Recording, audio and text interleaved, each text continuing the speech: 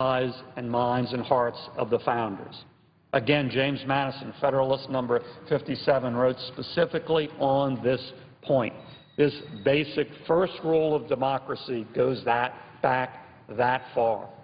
And so that is why I come to the floor and demand a vote. It's an explicit reaction to an illegal rule, a rule issued by the administration beyond the President's authority, with no basis in the Obamacare law. In fact, with provisions of the Obamacare law that are directly contrary to it, and a rule that is set to take effect October 1st, so we must vote now. And that's why, again, to come back full circle to the comments of the distinguished majority floor leader on this bill, I welcome the path forward he was describing. That's exactly the path forward I set out last week in my UC request. So let's vote. Let's do what this institution is supposed to be set up to do. Let's vote on this very important, very timely issue. Let's vote on other amendments on the bill. Let's vote on the bill.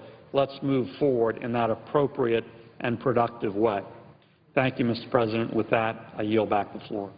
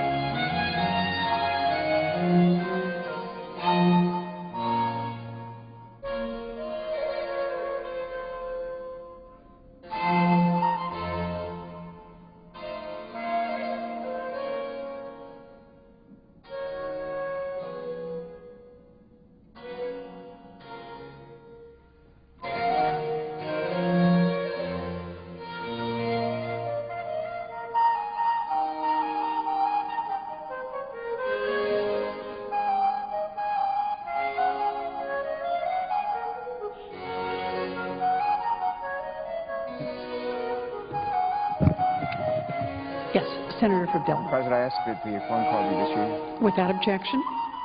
President, I rise in support of the legislation co-authored by Senator Shaheen and Senator Portman, the Energy Savings and Industrial Competitiveness Act. I just want to take a minute and just to thank them for their leadership and for their tenacity in getting this bill to the floor, struggling through all the amendments that are being offered to it, trying to make sure that we try to figure out how we can actually save some energy, save some money, and do some good things for our environment. But thank you very, very much. And it's always a pleasure to work with a recovering governor. And we'll see where this ends up, but I hope it ends up in a good place. But as our economy picks up and our nation's energy needs grow, investing in energy efficiency, I think it's a no-brainer, a no-brainer. Energy efficiency investments save money in energy costs, save energy resources, protect our environment, and create jobs. Homeowners and businesses are already investing in energy efficiency technologies. As an extra bonus, many of these technologies are developed right here, not here in Washington, but right here in America. Earlier this month, I visited a company in Delaware. It's called White Optics. White Optics, one word. And they're producing advanced light bulb technology. And when it's used, it can deliver more light than traditional fluorescent bulbs for half the energy. Think about that. More light for half the energy. The payback for that technology is not just less than a decade, not less than 5 years, it's less than 1 year. Since the cost of lighting can comprise up to 50% of a manufacturer's energy bill, it's a relatively easy and inexpensive way to save a lot of energy and, as it turns out, a lot of money. Through investments in advanced light bulbs and light technology and other energy efficiency measures, our country has the potential to save as much as 40 gigawatts of power by 2018. Now, how much is 40 gigawatts? Well, think of 80 power plants, 80 coal power plants, and all of them going full blast. That's about 40 gigawatts. And unfortunately, barriers such as upfront costs and inadequate efficiency standards are preventing our country from realizing our energy efficiency potential. The Shaheen-Portman bill breaks down many of these barriers. And again, I think voting for it is a no-brainer. As an added bonus to the legislation before us today will help us rein in federal spending too, because it includes provisions that will reduce Uncle Sam's energy consumption from across the country and around the world. To illustrate that point, let me use an example from the world of sports. Like a lot of Americans, I spent some time past 2 weekends watching some terrific football games. But on Labor Day, I took a 12-year-old boy I mentored and his twin sister to see the final game of the season of the Wilmington Blue Rocks, a single-A team, minor league team playing the Carolina Leagues. And it turned out to be a really good game. One of the highlights, we got in the presiding officers from Massachusetts, the prime sponsor of the bills from New Hampshire. My guess is they're Red Sox fans. And we used to be a farm club of the Red Sox. We're now a farm club of the Royals. But the game that we went to, the minor league game that we went to, was just terrific. One of the highlights occurred when the Blue Rocks came close to pulling off a triple play. Now, you don't see that very much. It's very rarely seen done in the majors, much less in the minors. And while our Blue Rocks came close to pulling off the triple play that day, our federal government, we can actually pull one off. We can actually pull one, or at least figuratively speaking, by reducing the amount of energy that we consume every year in the federal government. First, here's how we do it. First, we cut down on the carbon and the air pollution that's going into the air, and we thus improve Americans' health. Second, we cut down on federal spending, and the deficit's down. It's down from about, what do you hear at lunch today? We heard about $1.4 trillion about 4 years ago. We're down to about something under $700 billion now. Still too much, but we've seen the deficit come down by over half, and this can help bring it down a bit further. The third point is we can cut down on unemployment by creating good American jobs to produce, to install, and to maintain the energy that's needed for energy efficiency technology, a lot of which, again, as I said earlier, is made right here in the U.S. of A. And we're not talking about minor leagues here either, at least in terms of savings. This is big league stuff. The annual energy bill for the federal government is around $25 billion. I think the federal government is the largest consumer of electricity in the country. Of that, some $7 billion alone is spent on energy to operate federal buildings. $7 billion just for the buildings alone. Last Congress, my colleague, Senator Chris Coons, and our colleague Sheldon Whitehouse, from another small state, and I tried to pull off a triple play of our own we introduced a bill. It was called the Reducing Federal Energy Dollars Act, and it focused like a laser on bringing down federal energy costs. Today, I'm happy to see that many of its provisions have been incorporated into the Shaheen-Portman bill, and if we pass it, we could just pull off that triple play after all.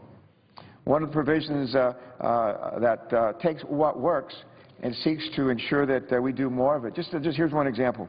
Not too long ago, the Veterans Affairs Department, run the VA for us, mandated that employees turn off their computers at the end of each workday. Okay, this is not the whole federal government. This is one department of the federal government, the VA. The agency also began acquiring more energy-efficient computers and software. Combined, the department plans to save about $32 million over the next 5 years. $32 million, not too shabby. And again, that's just one federal department. The bill before us today calls on all agencies to adopt these kinds of energy and cost savings techniques. Another provision included in the Shaheen-Portman legislation adopted from our earlier legislation ensures that we build federal buildings with some of the most energy-efficient technology that's available. These are buildings that will be with us for not just a couple of years, maybe not just for a couple of decades. They could be here for a whole lot longer.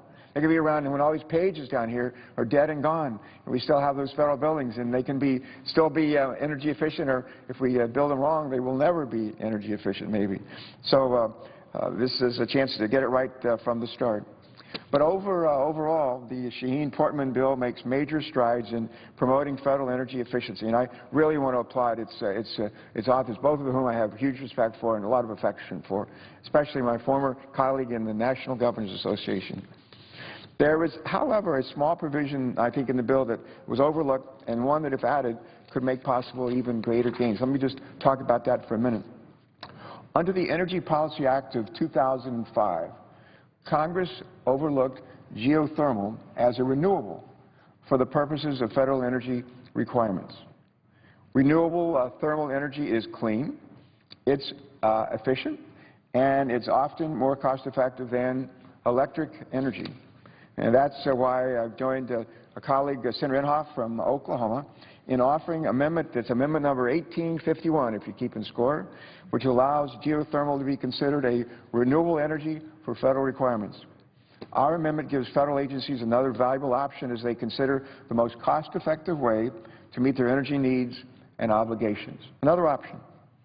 I again want to thank our chair and the ranking members of the Energy Committee, as well as the sponsors of this bill, the authors of this bill, for the support of our amendment. And before I close, there's something I just have to get off my chest. You know, this is a bipartisan bill. This is a bill that seeks to do a number of things I said earlier. This is a bill that tries to reduce our energy consumption in this country, especially the energy consumption the energy we consume in the federal government. This is legislation that tries to do some good things for the environment. And this is a legislation that helps to really further reduce our budget deficits. It helps keep them coming down. For the life of me, a bill that has bipartisan support, does so much good, we should, people offer amendments to this bill, hopefully germane amendments that are relevant to this bill, and let's debate them, have a chance to vote on them up and down, but let's do it, and let's move on. Let's not be dilatory. Let's not just offer amendments that have nothing to do with this legislation. Let's address some real problems here, and not just address it, well, let's solve them. Let's just solve them, and we can do that. We got plenty of work to do, and on this front, and I want just to see us do it. We'll be a lot more successful in this regard if we work together to foster what I call a culture of thrift. And one of the things I say, we need to look at everything we do in this government, everything we do, and ask this question: how do we get a better result for less money? Everything. And one of the ways is, how do we provide energy for our federal buildings and for federal employees to use in the work we do for our taxpayers? How do we get a better result for less money or the same amount of money? Almost everything needs to be on the table if we're to continue to whittle down the size of our federal budget and restore our nation's fiscal soundness for my children, for our children, and for our grandchildren. I think if we accomplish this, while at the same time creating some well-paying jobs here at home and saving energy, we'll come close to pulling off that triple play that the Wilmington Blue Hawks came very close to pulling off a couple of weekends ago. And in doing so, we'll get something for our fans, and not a lot of them these days, but for our fans to talk about for seasons to come, all right? And the last thing I want to say is this. One of the amendments I think that's offered, maybe a couple of the amendments offered to this bill, have to do with health care. I serve on the Finance Committee, worked a fair amount on the Affordable Care Act, also known as Obamacare. The heart and soul of the Affordable Care Act, as far as I'm concerned, is the creation of the health exchanges, federal exchanges, or we call them marketplaces. The idea is to let everybody in this country, not everybody, but a lot of people in this country who don't have health care coverage or pay an arm and a leg for it, give them the opportunity to participate in a large purchasing pool in their own state. Like we have something called the Federal Employee Health Benefit Plan that all federal employees, federal retirees, including legislators, including members of the legislative branch, judges, folks throughout the country that are federal retirees, their dependents, postal employees, postal retirees, their dependents. Everybody who wants to purchase their health insurance through the Federal Employee Health Benefit Plan can do that. And that adds up to about 7 million or so people. We don't have that many federal employees, but it's a lot of people who use that plan to buy their health insurance. And it's not free, it's not cheap, but one of the things that help drive down the cost is every health insurance company worth their salt in this country wants to sell to this large purchasing pool, the Federal Employee Health Benefit Plan purchasing pool. And because of large size, economies of scale, the administrative costs to those who get their health insurance through the Federal Employee Health Benefit Plan, the administrative costs are not 30% of premiums, it's not 20% of premiums, it's not 10% of premiums, it's 3% of premiums. 3% of premiums. And what we do with the Affordable Care Act is we allow every state to set up a health exchange, healthcare exchange, a large purchasing pool, also called health insurance marketplaces. And if you're an individual, if you have a family, if you have a small, medium-sized business up to 50 employees, you can buy your health insurance through the exchange or the marketplace, health insurance marketplace in your state. And one of the stipulations, I'm not sure who authored it, but I'm pretty sure it was a Republican member of the Senate Finance Committee. It may have been Senator Grassley. Somebody offered an amendment that required, if we said, no, these exchanges are such a great idea, why don't we require us, members of Congress, our staffs, to buy our health insurance through the exchanges? If that's such a great idea, why don't we set an example? Well, we do. And that's what the legislation says. And we don't get our health insurance free. Members, our staffs, folks in the federal government, we don't get it free. We have to pay a percentage of our premiums. Most large employers pay something, an employer contribution. The average is about 70%. Federal government pays about 70% of our health insurance premiums. We have to pay the rest. And I think for us to set an example, I think the kind of example we should set would be, if we set up these health exchanges, why don't we participate in them? Well, we're going to be. And should we get, some people think we get free health care. Some people think we get a pension after 2 years or 4 years or 6 years. People just, they see the stuff on the internet, they believe it. It's not true. It's not true. In the Navy, we used to have a saying in the Navy, you say, if you want to find out the truth, ask for the straight skinny. That's what we call it in the Navy, the straight skinny. Tell me the straight skinny. That's the idea. Give it to me straight. Well, the straight skinny is these health exchanges are a very important component of the Affordable Care Act. Every state will have an opportunity to set them up. Individuals, families, small and middle-sized business will have an opportunity to participate. They'll get better options to choose from. In the end, I think they'll get better prices, and they'll be better off than small businesses that participate. Small and middle-sized business will be better off as well. Last word, speaking of the truth. The words of Thomas Jefferson come to mind.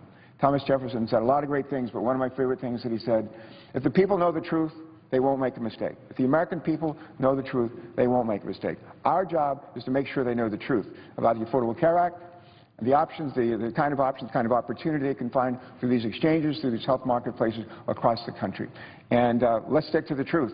In closing, the truth is this bill that's before us today shouldn't be a vehicle for health care reform, or getting rid of it or expanding health care reform. This should be really a roadmap to help us save money, clean our environment, and preserve energy, reduce energy, and foster American technology. That's not a triple play. If we had 4 outs in an inning, it would be 4 of them. So Governor Shaheen, Senator Shaheen, Senator Portman's not with us, but my hat's off to both of you. Thanks for leading the way on this. We're happy to be, as we say in NASCAR, happy to be drafting on you. And we'll hopefully draft right across that finish line with you. Thank you so much. Madam President. Senator from New Hampshire.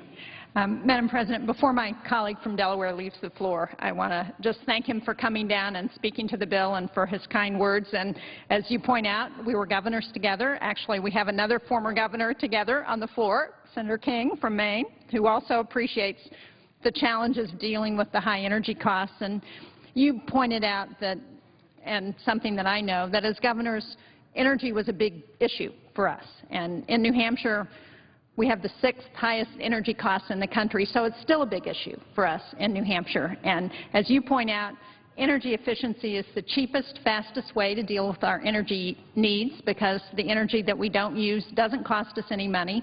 And I would argue that this is, as you closed with, not just an opportunity for a triple play, but an opportunity for us to win on 4 fronts, on job creation, on reducing pollution, on savings for businesses and for consumers who have to use energy, but also on national security.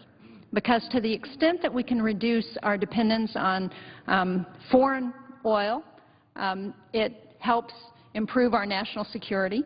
So this bill is a win-win-win, and the amendments like the one you're talking about today with Senator Inhofe improve the bill significantly. And I think if we could call up that amendment, your amendment on thermal energy today, we could probably get a voice vote on it because it's got that kind of support, bipartisan support in this body. It's something that the committee has looked at, both the majority and the minority on the Energy Committee, and said this is an amendment that we think can be supported, that has great bipartisan support. And as you say, we need to have these votes on energy. We need to get a comprehensive energy efficiency strategy in this country. That's what Shaheen Portman does, and I very much appreciate your good work on this legislation. If I could just reclaim my time, Madam President. The words, I don't know who said this, maybe it was Angus King, but who's sitting over there waiting to speak next, but the cleanest, most affordable form of energy is the energy we never use. The cleanest, most affordable form of energy is the energy we never use. Whoever said that, a wise man or woman, and that's really the case here. And thank you for leading us toward that goal. Thank you.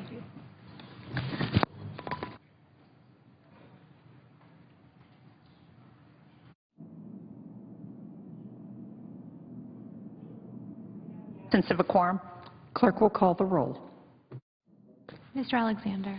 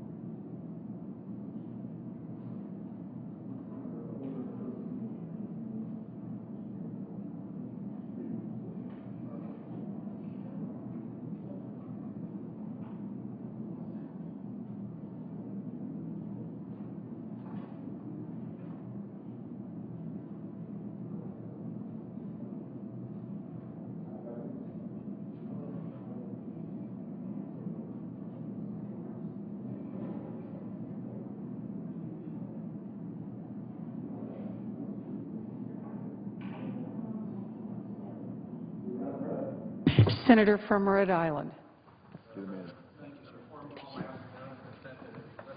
Without objection.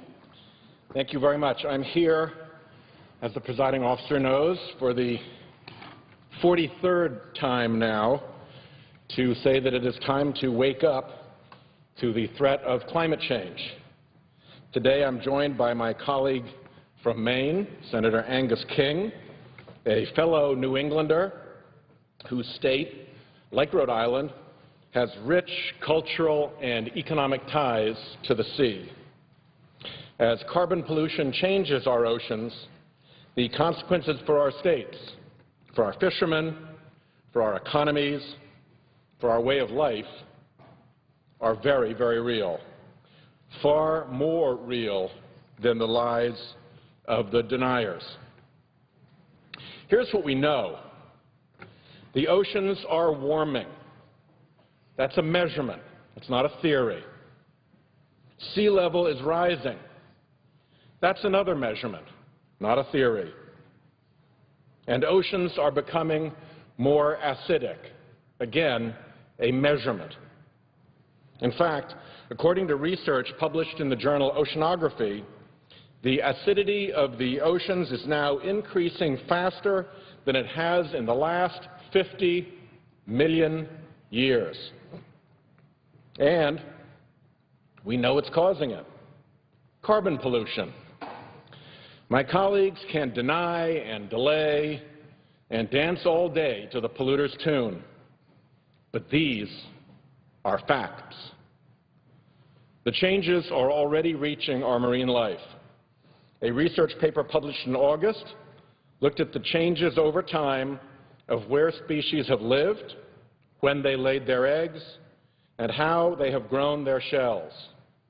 The authors concluded that more than 80% of the changes documented in the study were consistent with what you would expect as consequences of a warming and acidifying ocean.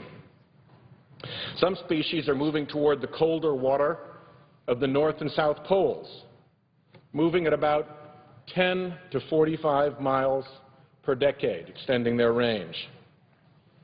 And events that are timed for spring and summer, like egg laying or migration, are happening on average about 4 days earlier per decade.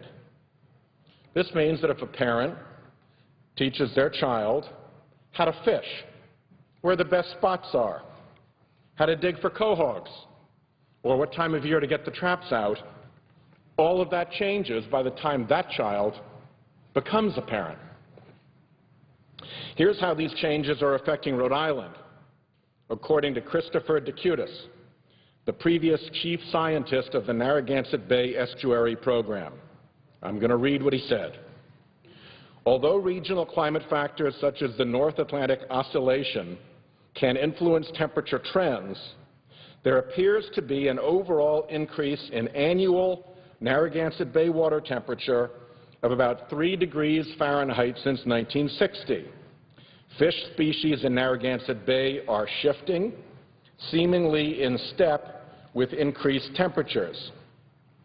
Jeremy Colley, who is a URI professor, and others have shown that cold water marine species such as the winter flounder, which used to be the dominant fish species in the bay, are radically decreasing in numbers.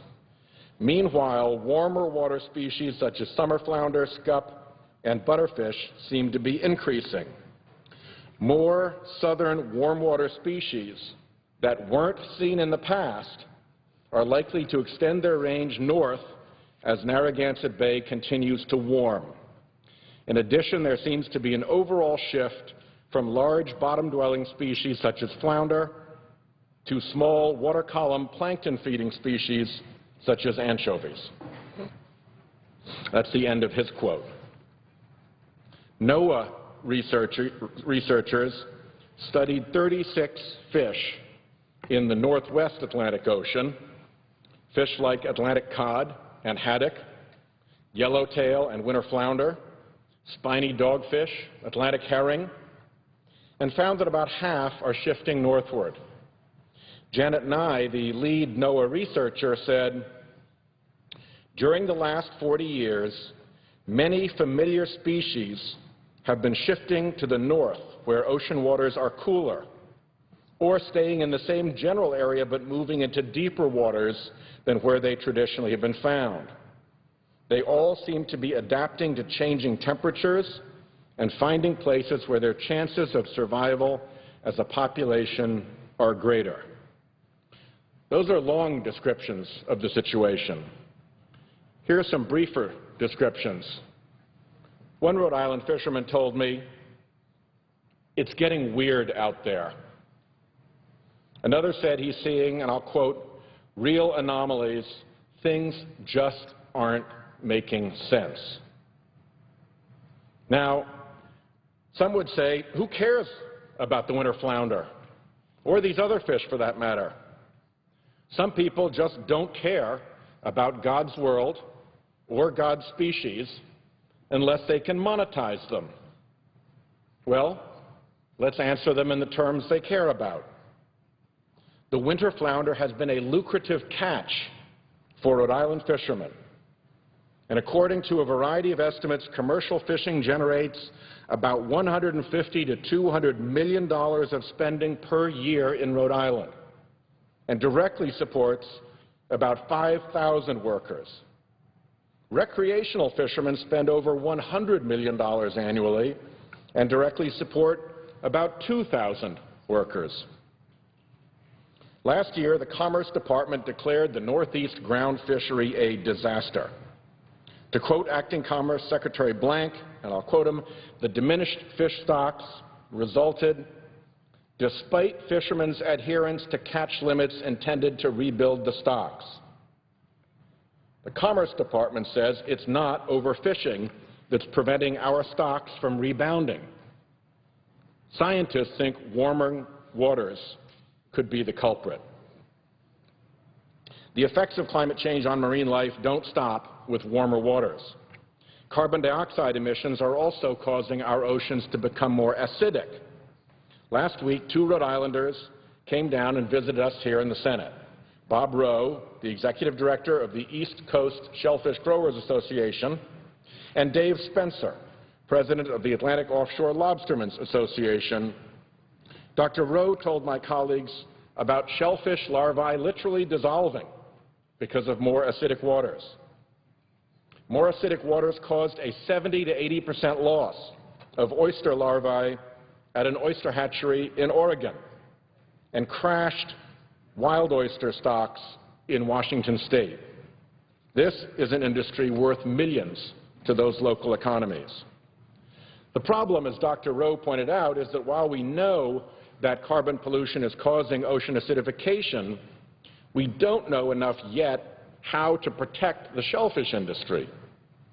We could help by continuing support for the Federal Ocean Acidification Research and Monitoring Act and by supporting funding for the U.S. Integrated Ocean Observing System. We could support funding for the National Endowment for the Oceans. We need to better understand the changes around us to protect the economic, ecological, cultural, and recreational value that our oceans and coasts provide. Rhode Islanders are already working hard to rebuild our fishing industry. We're managing overfishing and limiting water pollution. We've planned for the future by developing a special area management plan for our coasts and waters. We're working on a shellfish management plan to better support an industry that's growing at 20% a year. And we've supported world-class oceanographic research with scientists at URI's Graduate School of Oceanography conducting some of the highest quality long-term research on marine ecology. My wife Sandra was part of that research tradition at URI, and I can remember as a young husband helping her in her lab and out on the bay. There's a story recently in the Providence Journal about a lobsterman named Al Eagles out on his boat near the Newport Bridge recording on a tablet computer the size, gender, and location of lobsters he catches. Mr. Eagles is working with the Commercial Fisheries Research Foundation trying to improve the southern New England lobster stock assessment. American lobsters have been in the past Rhode Island's most valuable commercial catch. Mr. Eagles said, and I'll quote, "The last 2 years it has been very slow. It's been the worst 2 years we've ever had." In Rhode Island, lobster catches and stocks rose rapidly in the 1990s and then plummeted around 2000. Again, it's a similar story. Scientists think the lobsters are moving offshore and northward to shelter in cooler waters. As the lobster move offshore and change their traditional behavior, we need to know more about what is going on. But it gets more difficult. We're doing our level best, from our scientists to our fishermen, from our labs to our lobster boats, to understand. There is now so much more that we need to understand. Fisheries and fisheries management, like so many other industries, they're going to have to operate in a new reality, a reality of warmer and more acidic seas. In the colder waters of Maine, as Senator King will explain, a lobster boom continues. But it's not all good news, and Maine lobstermen are already sounding the alarm bells at what climate change will mean for them in the future. The fates of our two coastal economies, Maine's and Rhode Island's, are connected. And I would note that the presiding officer represents the great state of Massachusetts, which is right in the middle of this problem as well. None of our three states can solve what carbon pollution is doing to our oceans alone. Even with our three states working together, we can't solve what carbon pollution is doing to our oceans. Federal action is necessary to reduce the carbon emissions that are warming and acidifying our seas, and to help us adapt to the changes that we can no longer avoid. Fishermen and scientists know that these challenges are real, as does my friend from Maine, Senator Angus King. But we can't act alone. It is time for all of Congress to wake up. I yield the floor to my colleague from Maine.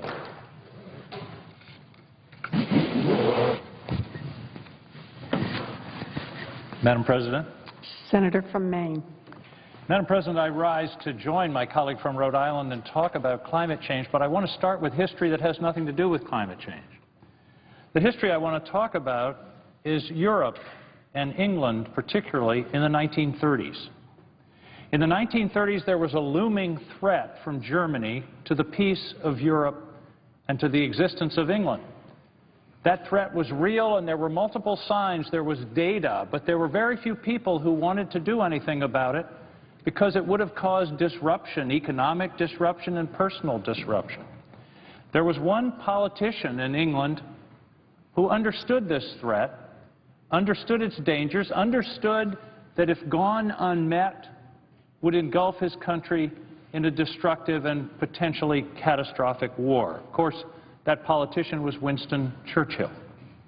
He saw the danger based upon data, the size of the German Air Force, the building of munitions, the invasion of other smaller countries, the expansion of Germany and their armed forces. He was ignored and ridiculed by his own party, by the leadership of his own party. But he kept talking. He kept raising this issue. He kept trying to raise and awaken the people of England. It was a very difficult task. In fact, our own great President John F. Kennedy wrote his thesis as a student about this period in English history, and the title was very provocative and I think forward-thinking, While England Slept. And Churchill tried to wake them up.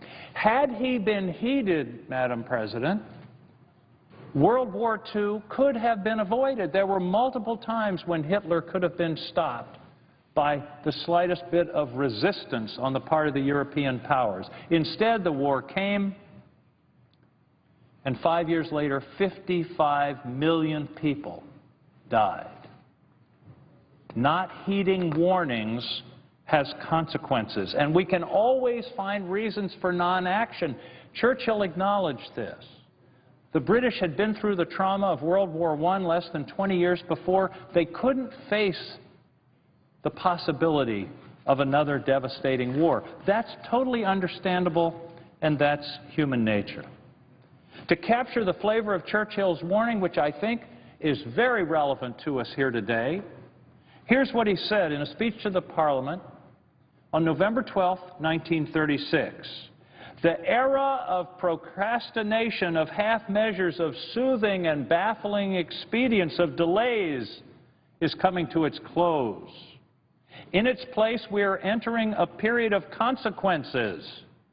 We cannot avoid this period. We are in it now.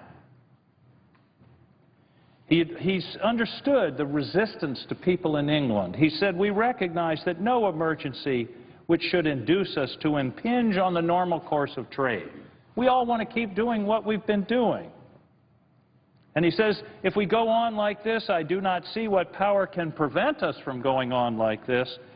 Someday there may be a terrible reckoning. That reckoning, Madam President, was World War II. Those who take the responsibility so entirely upon themselves to ignore the warnings are either of a hardy disposition or they are incapable of foreseeing the possibilities which may arise. He then went on to talk about the responsibility of a parliamentary body, and I'll conclude my comments on Churchill with this quote. Two things, he said, I confess have staggered me after long parliamentary experience in these debates, and this was the debate about whether or not to rearm to face the German threat. The first has been the dangers that have so swiftly come upon us in a few years. And the data I'm going to be presenting in a few minutes indeed is staggering to us today. Secondly, I've been staggered by the failure of the House of Commons to react effectively against these dangers. That, he said, I never expected. I would never have believed that we should have been allowed to go on getting into this plight month by month, year by year, and that even the government's own confessions of error would have produced no concentration of parliamentary opinion. I say that unless the House resolves to find out the truth for itself, it will have committed an act of abdication of duty without parallel in its long history. I rise today, Madam President, because we are entering a period of consequences. It's 1936. It's August of 2001 when we had warnings al-Qaeda determined to strike in the United States. Here's the data. This is a chart. I actually carry this chart around in my iPhone, but I blew it up for today's purposes. It's a chart of the last million years of CO2 in the atmosphere. And this chart, I believe, answers two of the three basic questions about global climate change. The first is something happening? And occasionally you hear people say, well, climate change happens in cycles and CO2 goes up and down and we're just in a cycle and it's no big deal. This is a million years, Madam President.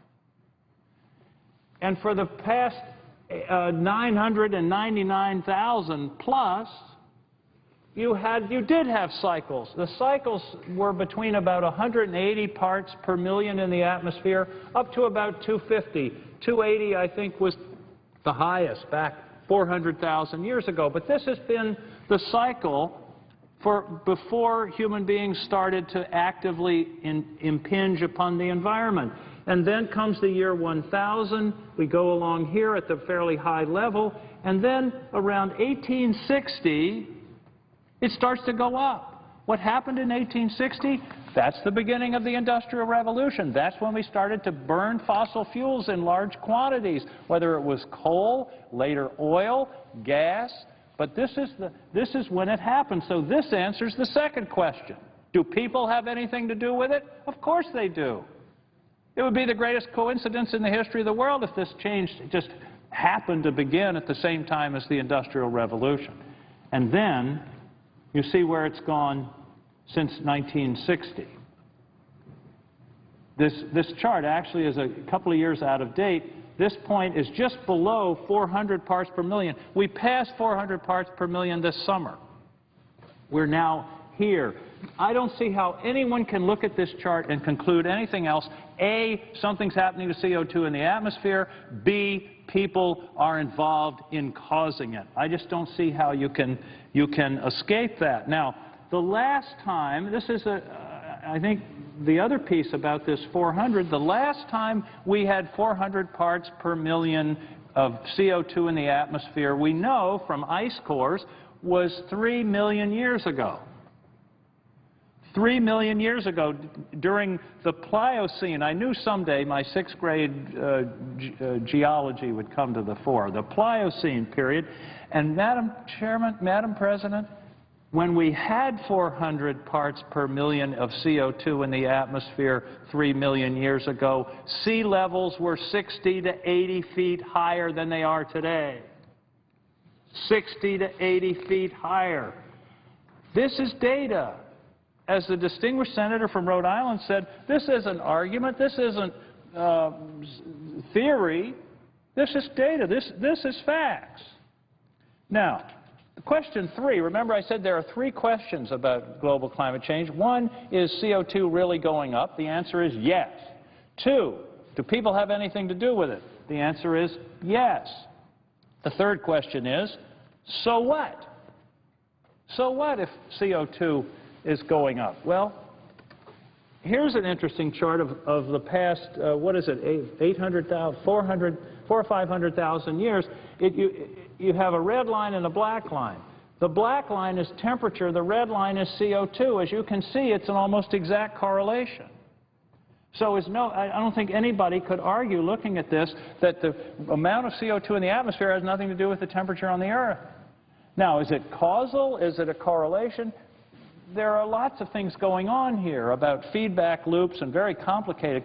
Climate science is one of the most complicated sciences there is. But I don't think you can look at this chart and say that there isn't some relationship between carbon dioxide in the atmosphere and temperature. This is what's been happening as CO2 and temperature move essentially in lockstep.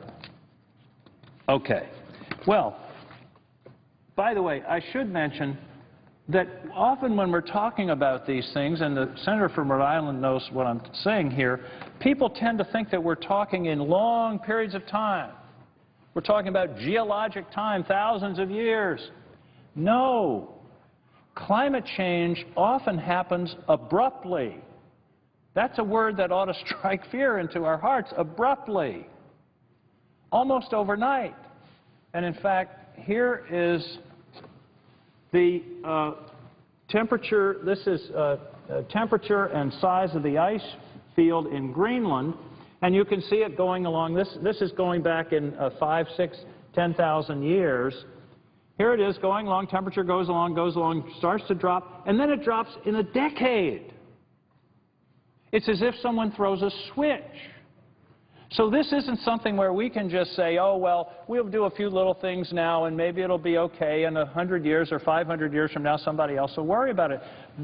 There could be a catastrophic event within years, certainly within decades, because this is something that I learned recently. The University of Maine has a center that talks about climate change, and when I went up to see them last spring, they said, Senator, you got to understand, we're talking about the possibility of abrupt climate change, not just climate change. So I think that's a very important point to realize. Okay, so what difference does temperature make? Okay, it gets a little warmer. You know, Maine will have a longer tourist season. It'll be, that'll be okay. If it's warmer, I don't think anybody will complain if it's warmer in Maine in February, maybe the ski industry. But what difference does it make? Well, it makes a lot of difference. It makes a lot of difference to species, but it also makes a lot of difference to people. Here is a chart that shows what would happen to many of our coastal communities with a sea level rise that's reasonably modest. The dark red out here is a 1-meter rise. It goes up to 6 meters, that's 18, about 20 feet. But remember, the last time we were at 400 parts per million, it was 60 to 80 feet. So this is conservative. This is a smaller example of what can happen if we let this happen to us. Just going down, Boston essentially is gone. A good deal of downtown Boston. Virginia Beach, Norfolk, the Outer Banks, gone. Southern Florida, Miami, the eastern coast of Florida, all the way up to this area, up into Tampa, gone. And by the way, there's no more fresh water in Florida during this period either because of the intrusion of seawater into the water table. New Orleans, all gone. This is at a 20. This is at a 20 meter. It's not even. In fact, it's not even that. I think this is about a 3-meter rise. Going up Savannah and Charleston, New York City, Long Island, the New Jersey shore, all gone. These are impacts. This isn't academic. This is impacts. It's billions of dollars of expenditures to try to fight this off and to hold it at bay. Now, what about species? Well, in Maine, we talk about lobster. The lobster is an iconic product of Maine. It's a huge part of our society. It's part of our culture. It's also a big part of our economy. Well over $1 billion a year in Maine is attributable in one way or another to the lobster. And the lobster population in Maine was pretty steady for an awfully long time. When I was governor, and that was 10 or 12 years ago, we harvested roughly 50 million pounds of lobsters a year. And that was the way it had been, between 40 and 50 million. In 2008, it went to 69. 2009 went to 81 million, 96 million. Last year, 123 million pounds, more than twice as much as what was harvested just 10 or 12 years ago. So I'm sure you're saying to yourself, well, what's the problem, Senator? The lobsters are doing great. Well, they were doing great in Rhode Island and Connecticut until the temperature started to kill them off. It makes a boom, and then there's a danger. We certainly hope it won't happen, but there's a danger of a collapse, and that's what's happened. The lobster fishery in southern New England has essentially collapsed. The lobster makes up about 70 to 80% of our fisheries value. And what's happening in Maine is that as the water gets warmer, the lobsters go north. And is the water getting warmer? Here's Maine, Boothbay Harbor, Maine, a great town. Anybody wants to visit, wonderful place to visit. I've got to get in that little bit of promotion. Here's the water temperature at Boothbay Harbor over the last 100 years. It's going up. It's getting warmer. And it's going, there's no indication, in fact, that if you follow the curve here, it appears that it's headed into an accelerating mode, the famous hockey stick. Anything above 68 degrees of water temperature is very stressful to lobsters. University of Maine says while warmer waters off the coast in recent years have probably aided the boom in lobsters, putting us right in the temperature sweet spot, we're getting closer and closer to the point where the temperature is too stressful, their immune system is compromised, and it's all over. And it's all over. That's a frightening phrase. It's all over. In the 1980s, the lobster fishing was concentrated in southern Maine along our coast in what's called Casco Bay, which is down around Portland. And then it moved up into what's called the mid-coast, Lincoln County, near where I live. And then it went back, it moved, the bulk of the lobster fishing moved up into Penobscot Bay, and now the bulk of the lobster fishing is up what we call Hancock County, the village of Stonington, Maine, or at least that's where it was last year. In other words, the lobsters are moving north because the temperatures are getting warmer. And that's what's happening. I have a young man on my staff whose father is a lobster buyer in the mid-coast of Maine, and his father's been buying lobster since 1975. This past summer, he bought 200 crates a night of lobsters. 10 years ago, he was buying 100. So it's doubled. But what we're worried about is that when the lobster line passes, this industry is gone. We saw it collapse in southern New England, Rhode Island. In 1999, lobstering in Long Island Sound collapsed totally without warning, in part because of an infection that was brought about by the warmer water temperatures. Now, I use lobster as just an indication. You can substitute your own issue, local issue, whether it's lobsters in Maine or flooding in Colorado. The impacts are real. So what do we do? I hate raising problems and not talking about what to do. And by the way, I have to say, I'm really puzzled why this has become a partisan issue. I don't understand it. Maybe it's because Al Gore invented it. I don't know. But I don't understand why this became a partisan issue, because it's a scientific issue. It's a data issue, and the data is overwhelming. Okay, so what do we do? And by the way, I should mention, when I was a young man working in and around the legislature in Maine, the leaders of the environmental movement in Maine who passed the major legislation to protect our environment were all Republicans. Not all, but most of them were Republicans, and they were great names in Maine history. Well, okay, what do we do? The first thing we have to do is admit there's a problem. If you don't admit there's a problem, you, by definition, can't address it. So that's number one. I think the data is just becoming overwhelming. The second thing you have to do is gather all the facts and information that you can. Gather all the information. And it's been my experience in working on public policy most of my adult life that if you have shared information, if the people working on the problem have the same facts, generally the conclusion, the policy, is fairly clear. It may be controversial, it may be difficult, but usually it becomes pretty self-evident if everybody shares the same sense of the information. Once we can agree on the facts, the solutions become clear. So, what are some things we can do in the near term? Well, we have to talk about mitigating the impacts. We have to talk about the fact that fisheries are made up of both fishermen and fish. And as climate change alters these coastal economies, we've got to work to preserve both. We've got to work with groups like a nonprofit in Maine called the Island Institute that's working to preserve Maine's working waterfronts. And we also have to make sure that our federal fisheries law take cognizance of what's going on here and manage ecosystems, not just single species. We've got to take cognizance of the fact that the fish are, in fact, moving. In the long term, it seems to me it's pretty simple. The big picture answer is we've got to stop burning so much stuff. And that's what's putting carbon in the atmosphere, whether it's in our automobiles, our homes, our factories, our power plants. It's burning fossil fuel that's putting CO2 into the atmosphere. That's why the efficiency bill that we're on this week is an important bill, because it cuts back on the use of energy, altogether and saves us in terms of putting CO2 into the atmosphere. The President has proposed a carbon agenda that I think is an important first step. But this is really hard. Dealing with this is a hard issue, just as dealing with the prospect of World War II was a hard issue in England in 1936.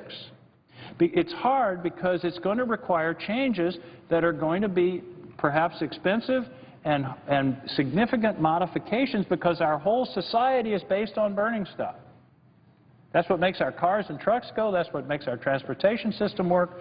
That's what keeps us warm in the winter, cool in the summer, and creates the electricity for all the products that we use. It's hard because of the internal impacts. It's also hard because it's an international problem. And the senator from Rhode Island talked about this being, you know, that Maine and Rhode Island can't fix it, and he said the federal government has to step in. I would take him one step further. This has to be an international solution. We cannot take steps which would compromise our economy at the same time that China and India are becoming major polluters, and the air doesn't respect international boundaries. CO2 is the same whether it's coming up from China, India, Europe, or the United States. So I believe this is a case where we absolutely have to have international cooperation. We have to do something. We have to do something. The generation that finally woke up to World War II and fought it and preserved this country and the Western civilization for us has often been referred to as the greatest generation. The reason they were the greatest generation is that they were willing to face a problem and make enormous sacrifices in order to deal with it, to protect us and our children and grandchildren and our ability to function in this new world. They were the greatest generation. I have to say, Madam President, if somebody was going to characterize us, we'd be characterized as the oblivious generation. The generation that saw the data, saw the facts, saw the freight train headed for us, and said, that's okay, it's business as usual, don't bother me, I don't want to be inconvenienced. To go back to Churchill, the era of procrastination, of half measures, of soothing and baffling expedients, of delays is coming to its close. In its place, we're entering a period of consequences. We cannot avoid this period. We are in it now. Thank you, Madam President. I suggest, yes. Senator from Rhode Island. Madam President, may I just take this opportunity to thank my friend Senator King for his remarkable comments here on the Senate floor. I think it truly is our choice in this time and in this generation to be Nevilles or to be Winstons. Which way will we go? And on that choice will hinge history's judgment of us. There was another good Winston Churchillism that talked about the sharp agate points upon which the ponderous balance of destiny turns. For better or for worse, we live at a time that is a sharp agate point upon which the ponderous balance of destiny will turn. And Senator King has done a wonderful job of calling us to that duty and to that responsibility. I fear that in this particular body, the facts are less relevant than the interests that are involved. And there are special interests, there are polluters who are calling a tune that too many of our members are happy to dance to. And I worry that many of them will be willing to go down with the ship. That as the waters gurgle down their throats that last time, the last words up out of their mouths will be the flagrant falsehood, but the science still isn't real. So as much as I would like to see us solve this problem in this chamber, and as committed as I am to making that happen, I think that we really do have to call on the American people to stand up and be counted and to make sure that their voices are heard, because the choice that is before us is one where the American people have a view. They understand this problem and they know it's real. They're not fooled. They're not part of the polluter's dance. But they've got to be heard on this. And whatever we can do to make sure that their voices are reflected here, I think we need to do. There are some very, very important voices that recognize that climate change is real.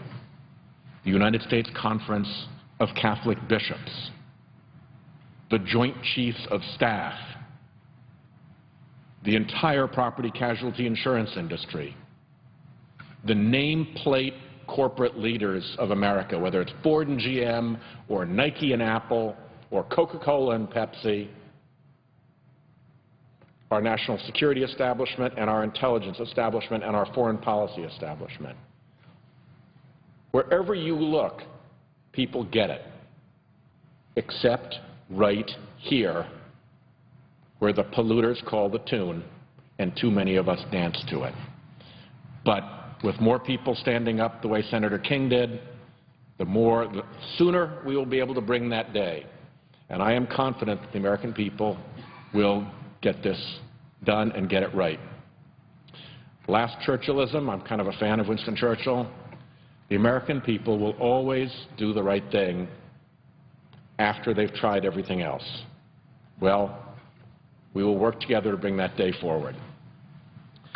Let me change the subject briefly to remark on a different occasion, also oceans related. We have just been through the 200th anniversary of one of the pivotal naval victories in our nation's history, which was led by a great Rhode Island hero, Commodore Oliver Hazard Perry. Commodore Perry was born just after the dawn of our republic in 1785 in South Kingstown, Rhode Island. His father, Christopher Perry, had fought in the American Revolution, and after the war he became a captain in the U.S. Navy. By the time young Oliver reached his teenage years, he was already serving as a midshipman on his father's vessel. Interestingly enough, his father's vessel was called the General Greene, named after Rhode Island's Revolutionary War hero Nathaniel Greene, whose statue stands over in this building in the center of the Capitol, and who is renowned. General Cornwallis is reputed to have said that Greene is more dangerous than Washington. Well, young Oliver Hazard Perry was also destined for great things. The late 1700s and the early 1800s were a very precarious time for this fledgling American democracy, and it was still an open question whether our experiment in self-government would endure. So in 1812, when America once again declared war on Britain, following a series of disputes over trade and territory, the future of this young democracy hung in the balance. Oliver Hazard Perry went to war. He began his war service in Newport, Rhode Island, but in February of 1813, as the War of 1812 raged on, Perry was given command of the American forces on Lake Erie. When Perry arrived in the region, the British had taken Detroit and were looking to expand their control of the American Northwest. As Richard Snow wrote in his chronicle of the Battle of Lake Erie for American Heritage magazine, Perry took command vigorously and at once. He oversaw an aggressive shipbuilding operation on the lake's shore and worked diligently to raise enough men and guns to carry out his mission. General William Henry Harrison, later to be president, had positioned his fleet into a stalemate with British General Henry Proctor on Lake Erie, leaving Perry and his fleet with the responsibility of retaking the lake for the United States. Perry sailed west and holed up in Put-in Bay on Lake Erie's South Bass Island. There he waited until on September 10, 1813, Robert Harriet Barclay sailed his British command within sight of Commodore Perry's lookout. As Snow wrote about that, the American ships cleared for action. Stands of cutlasses were set up on deck. Shot was placed near the guns and the hatches were closed. Sand was sprinkled on the deck so that the sailors could keep their footing when the blood began to flow. Perry brought the ship's papers wrapped in lead to the ship's surgeon and told him to throw them overboard should the Lawrence be forced to strike. Sometime during the morning, he hoisted his battle flag, a blue banner bearing the dying words attributed to Captain Lawrence, "Don't give up the ship." The battle commenced, but the British were better armed and gained an early advantage. Soon enough, Perry's flagship, the Lawrence, was crippled, but he refused to give up. He took down his flag, he climbed aboard a small rowboat, and he made his way toward the Niagara, the Lawrence's sister ship, which had yet to engage in the battle. Perry's crossing between the ships is the inspiration for William Henry Powell's painting, which hangs in the staircase directly outside of this room right now. It is the biggest painting in the Senate, and it features a hero of the littlest state in the country. From the Niagara, Perry re-engaged the battle with the British and ultimately gained the day. He forced their surrender and sent the now famous message to General Harrison, "We have met the enemy, and they are ours." Lake Erie had been secured for America. The War of 1812 continued on through 1814, but Perry's victory on Lake Erie was pivotal. Had the British taken Lake Erie, it would have provided a base for attacks down into New York or into the new state of Ohio, and for control of the American Northwest. Instead, the Treaty of Ghent ended the conflict with no loss of territory or trade to the United States. Perry continued his naval service after the war, but he contracted yellow fever during a mission to Venezuela in 1819, and he died at the age of 34. Today, his name and his actions are remembered in ways large and small throughout our country. In Ohio, on Lake Erie, a bicentennial celebration was held this year commemorating the Great Battle. And Put-in Bay boasts a memorial maintained by the National Park Service, the Perry's Victory and International Peace Memorial. And I'm told that up there you can toast to Perry's victory with a Commodore Perry IPA, courtesy of Cleveland's Great Lakes Brewing Company. In Rhode Island, you can travel along Commodore Perry Highway in his native South Kingstown, or visit the newly commissioned Rhode Island tall ship SSV Oliver Hazard Perry, which will provide education at sea programs to Rhode Island kids. It is fitting that we continue to honor this great Rhode Islander. His victory on Lake Erie was, to borrow from Churchill, one of those sharp agate points on which history turned. And so today, I hope we will all take just a moment and remember Oliver Hazard Perry, and to reflect on how differently our world would have turned out were it not for his actions. I thank the chair, I yield the floor, and I note the absence of a quorum.